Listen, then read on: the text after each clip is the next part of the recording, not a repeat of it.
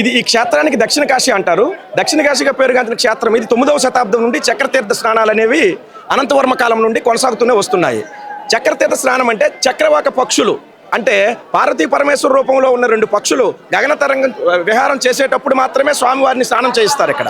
అది కొనసాగుతూనే ఉంది కాబట్టి ఈ చక్రవాక పక్షులు వచ్చేటప్పుడు పార్వతీ పరమేశ్వర రూపంలో ఉన్న చక్రవాక పక్షులు వచ్చేటప్పుడు మాత్రమే వారాహి సహిత మొక్కలింగేశ్వర స్వామి ఉత్సవ విగ్రహాలు నదిలో పుణ్యస్నానం చేయిస్తారు. కాబట్టి చక్ర తీర్థ స్నానం అని దీన్ని పిలుస్తారు. అందుకు 2 లక్షల పైకి చిలుకు భక్తులు ఈ యాత్రకు జాగరణ కంటే భిన్నముగా మరీ ఎక్కువగా 2 లక్షలు 3 లక్షల పైకి చిలుకు కుంభమేళాకు తలపించి జనాలు వస్తుంటారు. ఈ క్షేత్రము దర్శించిన వారికి చక్రతీర్థ స్నానం చేసేవారికి పునర్జన్మ నవిద్యతే, మళ్ళీ జన్మంటూ ఉండదని స్కంద పురాణంలో చెప్పబడింది.